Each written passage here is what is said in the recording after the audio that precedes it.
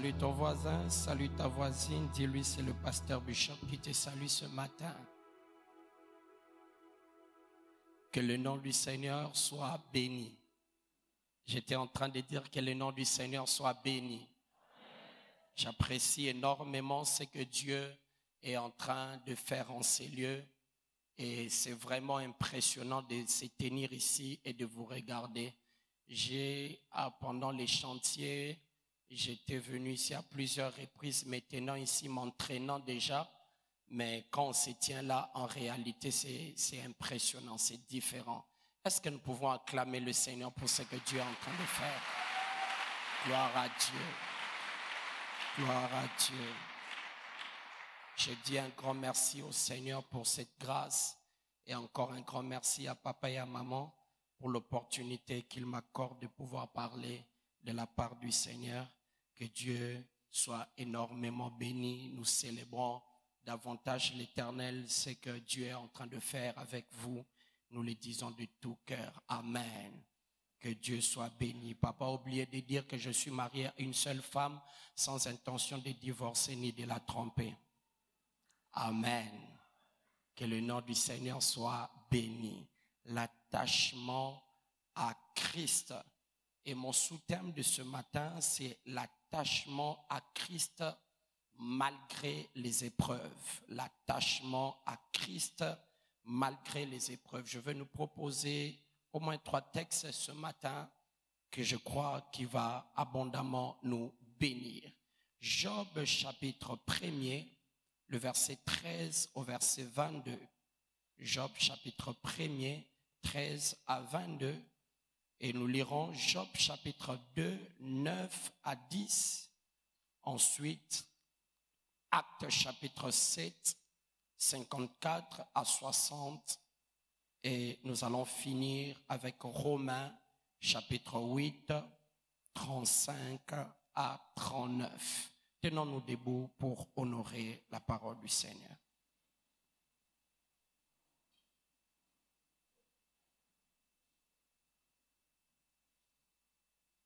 Job chapitre 1er, 13 à 22. Celui qui a trouvé dit Amen. Lisons tous ensemble à haute voix, 1, 2, 3. Un jour que les fils et les filles de Job mangeaient et buvaient du vin dans la maison de leur père aîné, il arriva auprès de Job un messager qui dit, le bœuf labouré et les ânesses paissés à côté d'eux. Des Sabéens se sont jetés dessus, les ont enlevés et ont passé les serviteurs au fil de l'épée. Et je me suis échappé moi seul pour t'en apporter la nouvelle. Il parlait encore lorsqu'un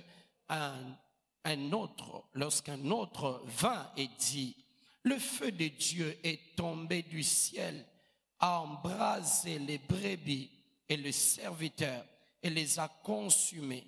Et je me suis échappé moi seul pour t'en apporter la nouvelle.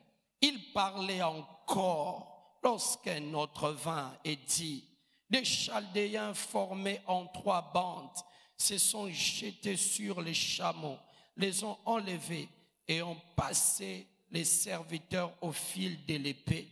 Et je me suis échappé moi seul pour t'en apporter la nouvelle. Il parlait encore lorsqu'un autre vint et dit, tes fils et tes filles mangeaient et buvaient du vin dans la maison de leur frère aîné. Et voici, un grand vent est venu de l'autre côté du désert et a frappé contre les 4 coins de la maison et s'est écroulé sur les jeunes gens. Ils sont morts et je me suis échappé moi seul pour t'en apporter la nouvelle. Alors Job s'éleva, déchira son manteau et se rasa la tête. Puis, se jetant par terre, se prosternant et dit, je suis sorti nu du sein de ma mère et nu je retournerai dans le sein de la terre. L'Éternel a donné et l'Éternel a ôté. Que le nom de l'Éternel soit béni. En tout cela, Job ne pécha point et n'attribua rien d'injuste à Dieu. Chapitre 2, 9 à 10. Sa femme lui dit, tu demeures ferme dans ton intégrité. Maudit Dieu et meurs. Mais Job lui répondit, tu parles comme une femme insensée. Quoique nous recevons de Dieu le bien et nous ne réservions pas aussi le mal, en tout cela, Job ne pécha point par ses lèvres. Actes chapitre 7.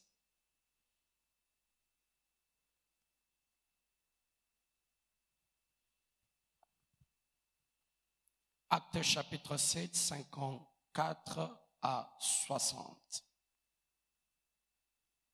En attendant ces paroles, ils étaient furieux dans leur cœur et ils grinçaient des dents contre lui.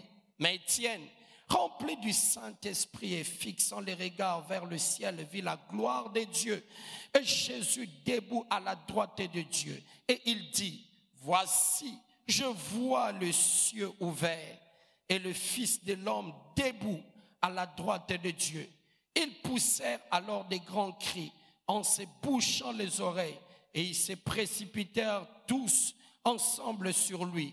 Ils traînèrent hors de la ville, et les lapidèrent. Les témoins déposèrent leurs vêtements aux pieds d'un jeune homme nommé Saül. Ils les lapidaient. Étienne qui priait et disait, Seigneur Jésus, reçois mon esprit. Puis s'étant mis à genoux, il s'écria d'une voix forte, Seigneur, ne leur impute pas ce péché. Et après ces paroles, il s'endormit. Romains, chapitre 8, 35 à 39. Ça, j'aimerais que nous puissions lire tous ensemble encore à haute voix. Est-ce que tu as trouvé ça? Nous avons trouvé. Lisons à haute voix. 1, 2, 3. Qui nous séparera de l'amour de Christ? Serait-ce la tribulation ou l'angoisse, ou la persécution ou la faim, ou la nudité ou le péril, ou l'épée? Selon qu'il est écrit, c'est à cause de toi qu'on nous met à mort tous les jours, qu'on nous regarde comme des brebis destinées à la boucherie. Mais dans toutes ces choses, nous sommes plus que vainqueurs par celui qui nous a aimés. Mais dans toutes ces choses, nous sommes plus que vainqueurs par celui qui nous a aimés. Car j'ai l'assurance que ni la mort, ni la vie, ni les anges, ni les dominations, ni les choses présentes, ni les choses à venir, ni les puissances, ni la hauteur, ni la profondeur, ni aucune créature ne pourra nous séparer de l'amour de Dieu manifesté en Jésus-Christ notre Seigneur. Acclamons la parole du Seigneur. L'attachement à Christ malgré les épreuves. Écoutez mes bien-aimés dans le Seigneur, quand un professeur est en train de donner cours, tous les étudiants dans l'auditoire paraissent être intelligents. Mais jusqu'à ce que l'épreuve des examens puisse arriver, que réellement le vrai vont se distinguer. L'épreuve du temps révèle vraiment la vraie nature d'une relation. Selon que Proverbe chapitre 17, le verset 17 dit, l'ami aime en tout temps et dans les malheurs, il se montre un frère.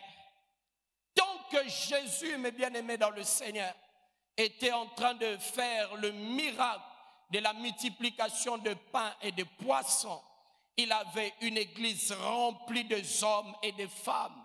Mais le jour où il a voulu éprouver la foule par un message dur, aussitôt rapidement, toute la foule est partie. Mais le vrai 12 simplement sur plus de 5000 personnes, 12 simplement sont restés attachés malgré l'épreuve. Lorsque, bien-aimé dans le Seigneur, quand tout va bien, c'est facile de s'attacher à Christ. Quand tout va bien, c'est très facile de s'attacher à Christ. Lorsque nos prières sont exaucées, c'est facile de louer Dieu, de rendre grâce à Dieu pour sa prière exaucée. Le temps de joie facilite l'adoration. C'est facile d'adorer, de louer le Seigneur pendant que c'est un temps de joie et d'abondance. Mais bien-aimés, j'aimerais nous dire vrai. Notre vrai attachement à Christ se révèle dans le moment dur, dans le moment sombre, dans le moment difficile. C'est alors qu'on reconnaît réellement si quelqu'un est attaché à Christ pour Christ ou il est attaché à Christ à cause de ce que donnent les résultats d'être attaché à Christ. Il est vrai, je suis convaincu de cela. Quand on est attaché à Christ, on voit beaucoup de choses, des miracles, la vie abondante. On est content et même lui-même, il promet. Il dit, il est le bon berger qui est venu, afin que le brebis ait la vie et qu'elles aient la vie en abondance. Il est vrai, bien-aimé dans le Seigneur, ce sont des choses. Mais nous oublions la question et la réponse. C'est la question de Pierre et la réponse de Jésus.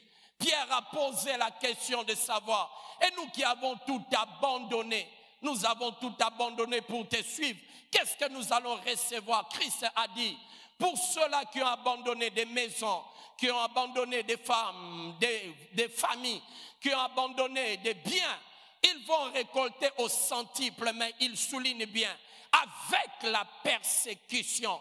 Le temps difficile prouve réellement si nous sommes enfants de Dieu ou pas. N'est-ce pas que même entre nous les hommes, nous le disons toujours que le vrai ami se révèle dans le temps de malheur. C'est là qu'on reconnaît un vrai frère, un vrai ami. Tant que tout va bien entre nous deux, il n'y a pas de problème, le respect est normal. Mais c'est quand le problème arrive, c'est quand les difficultés arrivent, que l'on va reconnaître réellement qui était vrai et qui ne l'était pas. Et cela a fait preuve dans la Bible quand nous lisons, bien-aimés dans le Seigneur.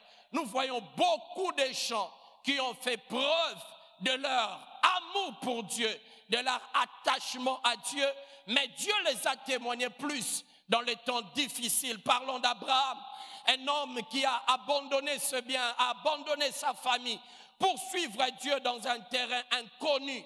Mais pendant tout cela, Dieu ne lui avait rien témoigné. Mais c'est simplement le jour où Dieu le met à l'épreuve en lui demandant son fils. C'est ce jour-là que Dieu dit, c'est maintenant Abraham. Si j'étais à la place d'Abraham, j'allais être étonné.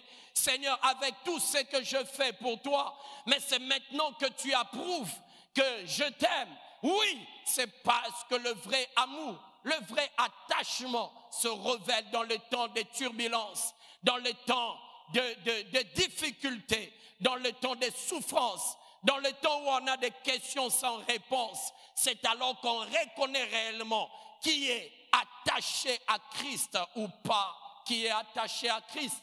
Et même dans une église, le vrai disciple de l'église, les vrais disciples de Jésus à l'église sont reconnus pas quand tout va bien.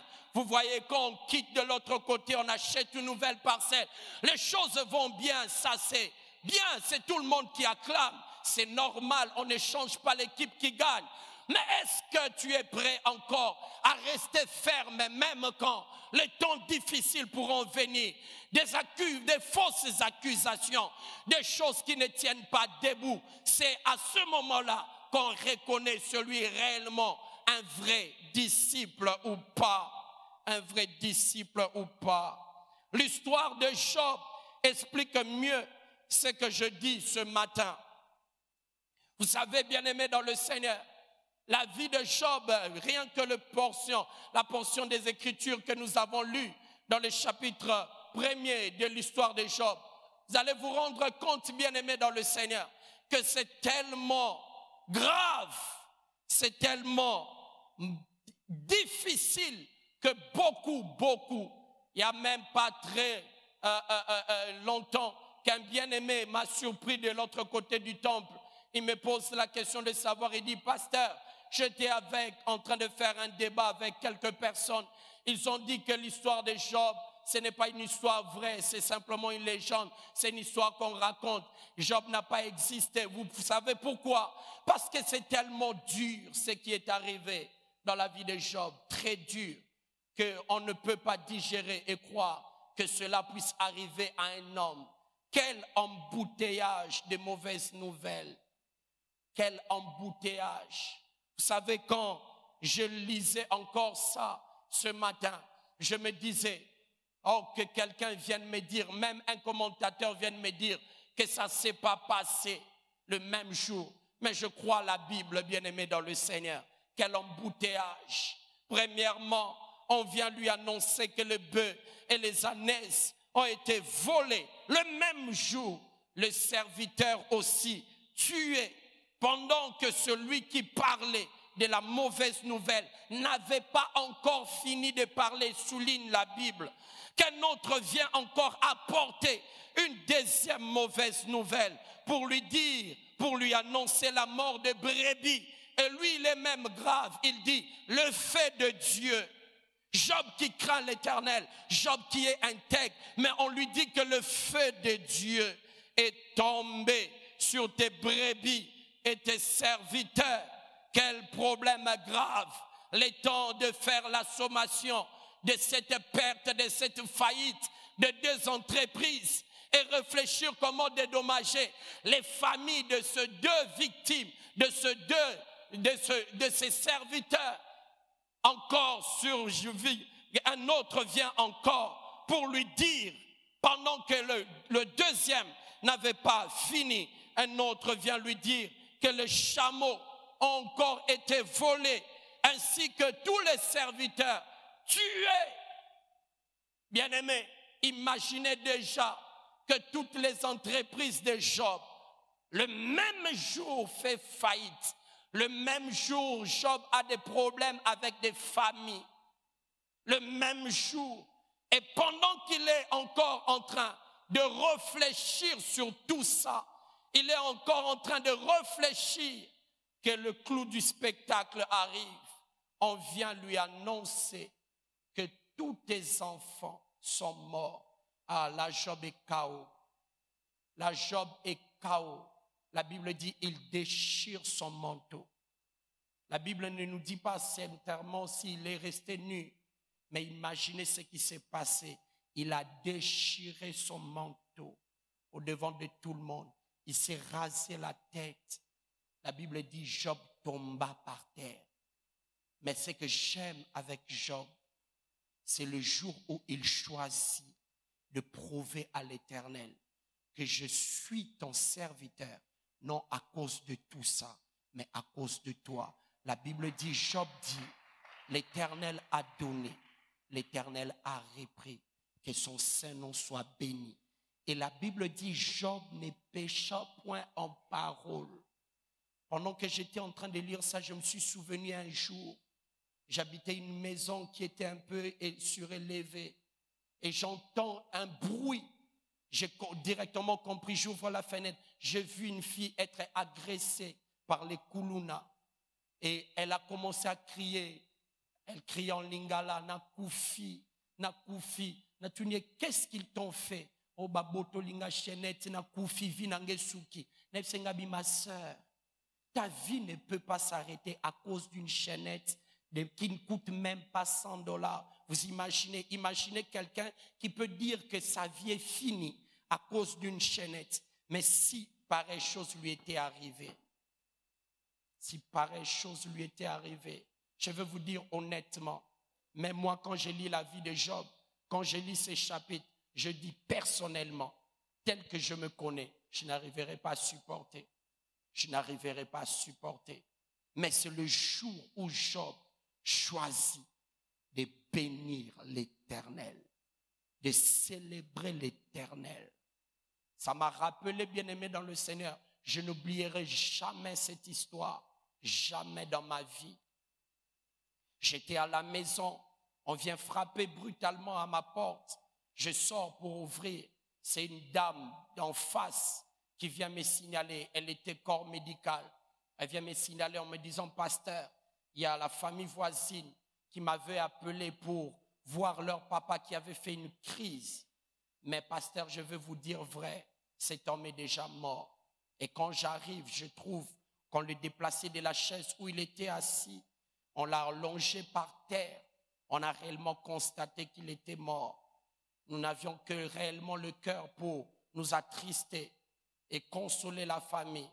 Juste là, on a fait une simple prière. Et après cela, nous sommes restés.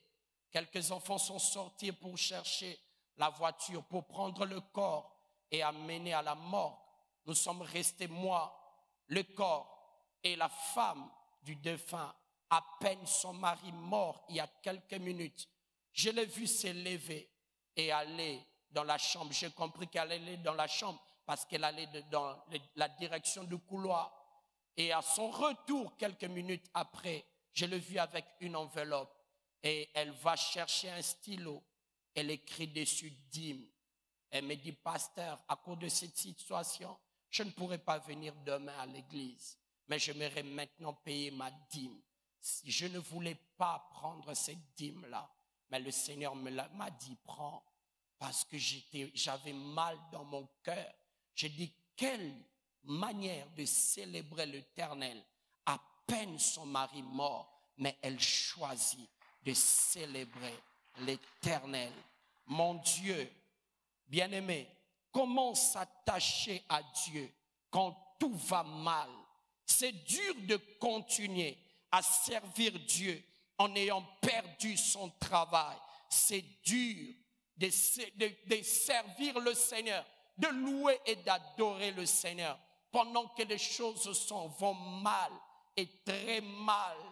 Oh mon Dieu, il y a une histoire encore qui m'a marqué dans ma vie. J'étais venu rendre visite à papa et à maman. Quand papa me demande de pouvoir l'accompagner à un deuil, pour moi dans mon esprit c'était un deuil. Un seul deuil. Mais quand on arrive à la morgue de Mama Yembo, c'était un des bien-aimés de l'église. Je ne sais pas si ce frère est avec nous ce matin. Un bien-aimé de l'église qui avait perdu toute sa famille. 5 corps étalés, papa, maman et ses 3 sœurs qui sont morts dans une incendie. Et bien-aimé, on a étalé le corps. Je ne connaissais pas ce frère. Mais je compatis avec lui au point de pleurer. Comment avec une telle situation continuer à louer le Seigneur, à célébrer le Seigneur? Or, bien-aimé, sache que c'est dans des temps pareils que le ciel t'observe pour voir quelle sera ta réaction. Est-ce que tu vas demeurer ferme dans ta foi? Est-ce que tu vas choisir de célébrer et de louer le Seigneur? Ou tu vas choisir de te lamenter contre le Seigneur, contre le Seigneur. Bien-aimés, vous savez, les épreuves de la vie sont comme de coups qu'un boxeur encaisse. Et j'aimerais que 5, 6 frères puissent venir, s'il vous plaît, rapidement.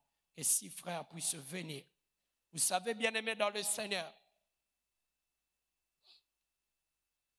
les épreuves de la vie sont comme de coups, entourez-moi s'il vous plaît, sont comme de coups que reçoit un boxeur sur le ring. Faites un cercle, entourez-moi. Merci. C'est comme de coups qu'un boxeur reçoit dans le ring. Mais les épreuves qui sont arrivées dans la vie de Job sont des épreuves graves. Très grave. Vous savez, quand c'est une épreuve simplement, tu peux te concentrer à ça. Pendant que toute autre chose marche, tu peux te concentrer sur ce qui ne marche pas. Mais regardez à ce qui marche, continuez à louer le Seigneur. Mais quand tout ça s'acharne sur toi, encerclez-moi vraiment très bien. Quand tout ça s'acharne, quand le problème commence à s'acharner sur toi, c'est là où les choses deviennent difficiles et difficiles. C'est là où les choses met quelqu'un KO. Parce que bien aimé, vous savez, il y a des problèmes dans la vie. Quand ça t'arrive, non simplement tu as mal dans ton cœur, mais tu sens ton ventre comme s'il allait te lâcher. Tu sens tes pieds commencent à trembler comme si tu étais électrocuté. Tu sens les mains s'affaiblir. Tu n'as aucune puissance, tu n'as plus de force. Parce que bien aimé, il y a des problèmes de foi quand ça nous arrive dans la vie. Tu sens vraiment comme si le monde entier s'acharnait sur toi. Le commun de mortels dirait, c'est comme si le destin était contre toi. Comme si tout le monde était contre toi. Des fois ça arrive comme ça. Plus rien ne marche, le travail ne marche pas, dans la famille ne marche pas, les études ne marchent pas, la santé ne marche pas. Tu cherches des choses de la part du Seigneur, ça ne marche pas. C'est là où l'homme est terrassé. Il manque même, il y a des gens ce matin où tu as même perdu le goût de prier. C'est alors, bien aimé, quand tous ceux coups sont arrivés dans la vie de Job, il est tombé KO, il est tombé KO à terre. Or, j'aime ce que papa a publié un jour. Quand le coup de la vie te met à genoux, comprends que c'est la bonne position pour prier le Seigneur.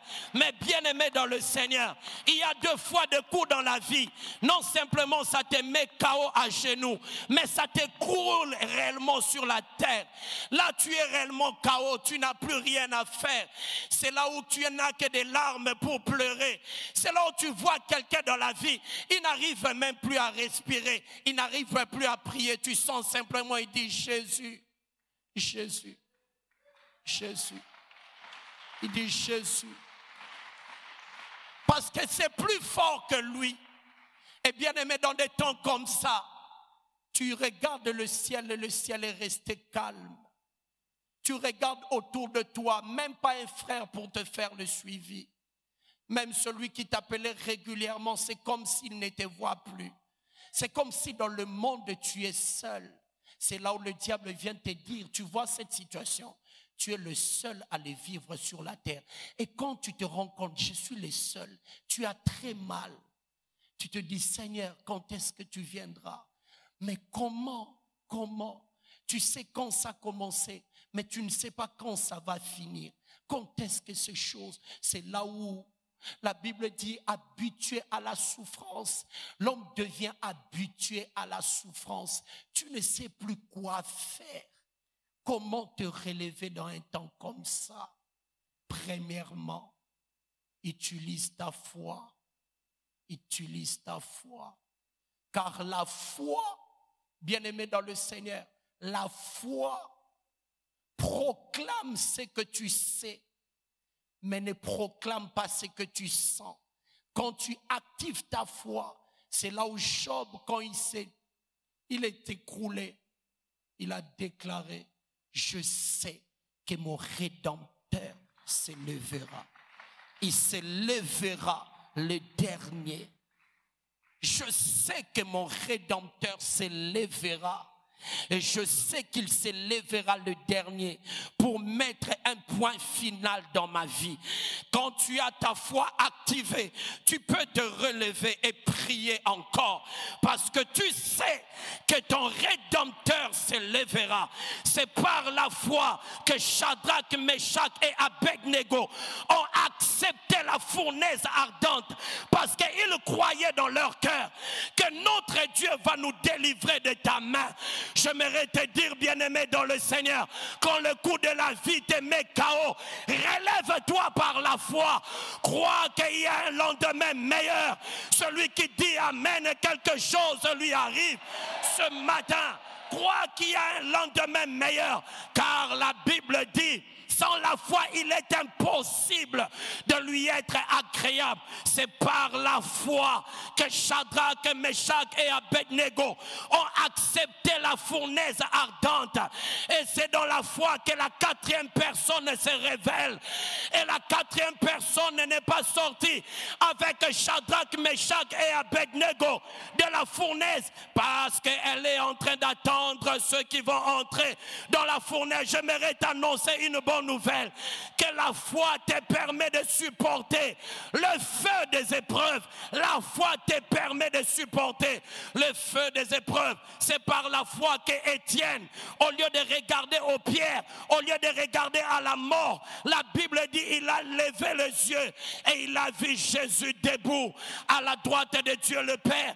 Quand un homme important veut entrer dans une salle, tous ceux-là qui sont là avant lui se tiennent debout pour le respecter et l'honorer. Et Jésus, voyant un héros de la foi venir dans le Saint des Saints, dans l'éternité, il s'est levé pour honorer la foi d'Étienne.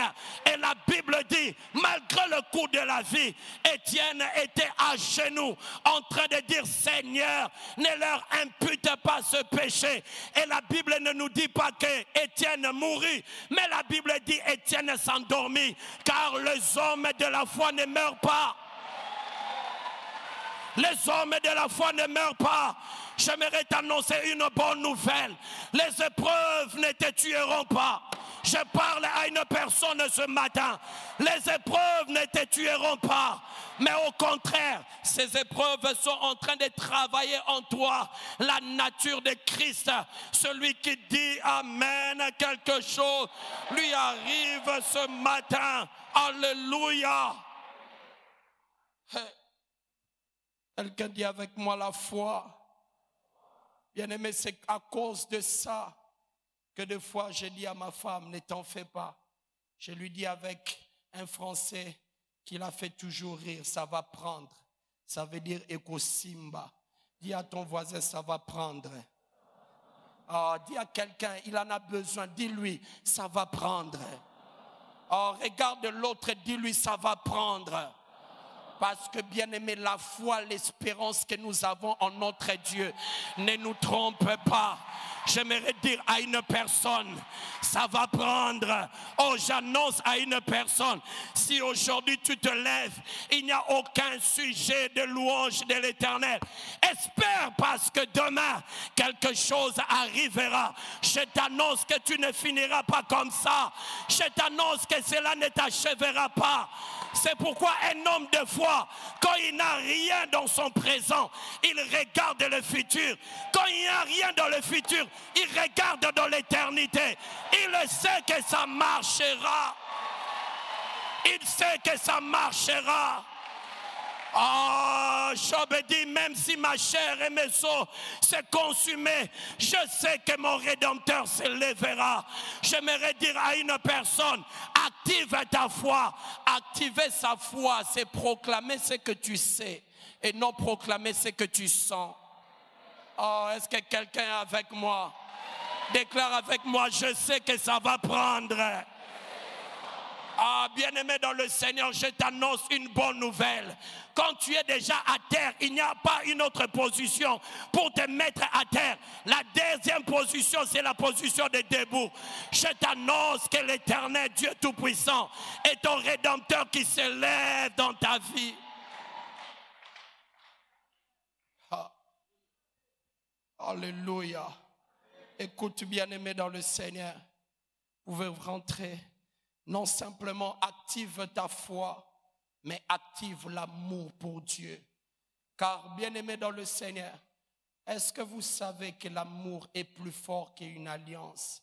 Car une alliance peut être faite par intérêt, mais l'amour est le lien sans intérêt. Sans intérêt, c'est par amour pour Naomi que Ruth est restée attachée à lui. C'est par amour. Pendant que Naomi présentait tout le bien, tous les désavantages de l'accompagner, tous les désavantages de rester attaché à lui. Christ aussi a fait ça à un homme. Mais cet homme-là n'est pas resté attaché parce que c'était un homme attaché au bien. C'était un jeune homme riche. Il vient demander à Christ comment faire pour entrer dans le royaume et je veux en même temps te suivre. Christ lui parle de commandement. Il dit, je fais ça depuis ma jeunesse. La Bible dit, Christ les regarde avec compassion pour lui dire, va vendre tout ce que tu as et viens me suivre. La Bible dit que cet homme rentra avec beaucoup de tristesse parce que dans sa vie, il était attaché au matériel. Mais il voulait suivre un Christ, mais être attaché au matériel. Le vrai amour s'attache à la personne de Dieu pour Dieu, mais ne s'attache pas à la personne de Dieu à cause de bien.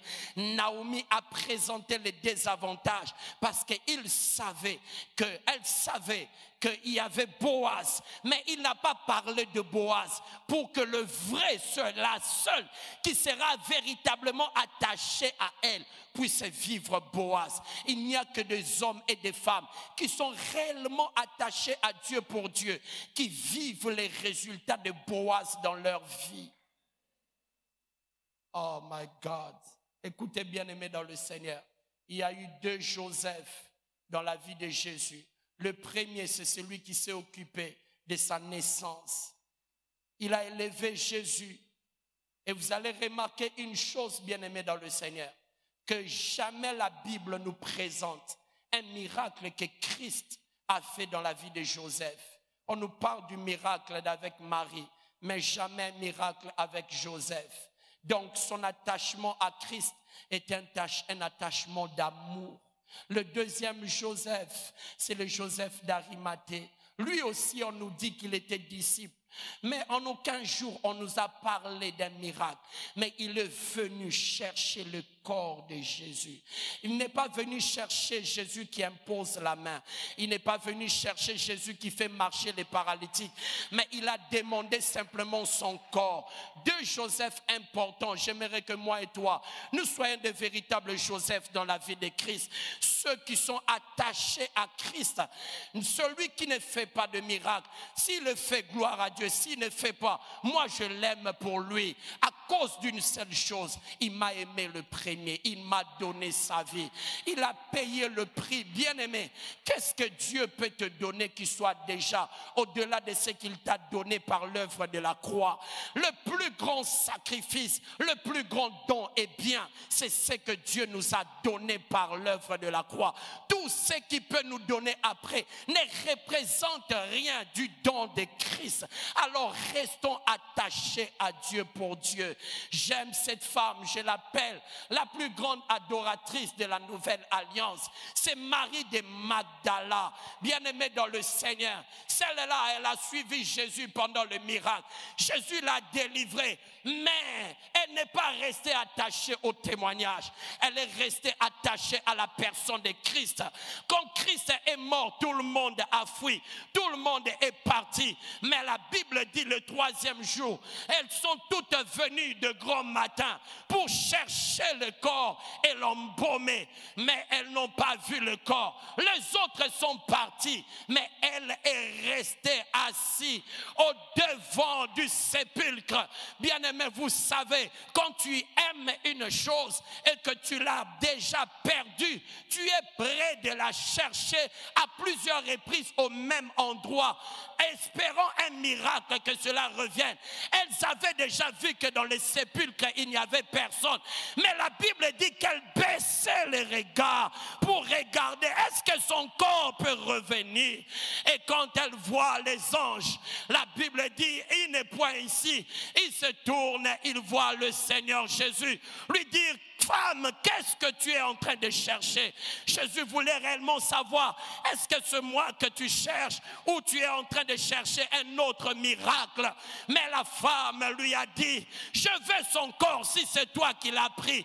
Jésus ne s'est pas retenu. Il était obligé de se révéler à lui et il a dit, je suis Rabouni. Bien-aimé, la révélation est le résultat simplement des hommes attachés à Christ.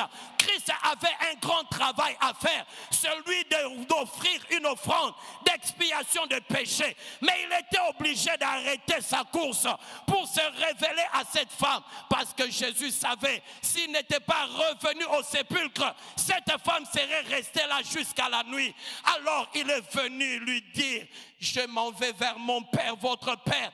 Quelle révélation de la nouvelle alliance que Christ manifeste à Marie de Magdala, qui est restée attachée. Alléluia. Mais écoutez, bien-aimés, nous terminons le troisième point. C'est que le Saint-Esprit vient nous aider. Ah, j'aime ça. Samuel dit à Saül, l'Esprit de l'Éternel te saisira. Il ne dit pas l'Esprit de l'Éternel te touchera, mais il dit l'Esprit de l'Éternel te saisira. Bien-aimé, s'il y a un esprit malin qui est en train de travailler pour te détacher de Christ, j'aimerais t'annoncer une bonne nouvelle. Le Saint-Esprit va te saisir. Vous savez, saisir une personne, c'est les retenir pour que la personne ne s'échappe pas. J'aimerais te dire ce matin, le Saint-Esprit que nous prions en ces lieux va saisir une personne en ce matin, afin que tu ne puisses plus te détacher. Il va mettre dans ton cœur les dégoûts du péché et du mal. J'aime toujours quelque chose que Dieu m'a dit. Bishop, écoute-moi. Il n'y a pas que vous qui ne voulez pas me perdre. Moi aussi, je ne veux pas vous perdre. Dieu n'aime pas perdre son investissement. Tu es l'investissement de Dieu. Dieu ne voudra jamais que tu te détaches de lui. Voilà pourquoi il a pourvu le Saint-Esprit, afin que le Saint-Esprit t'emprisonne pour lui. Nous sommes des esclaves libérés pour devenir des esclaves.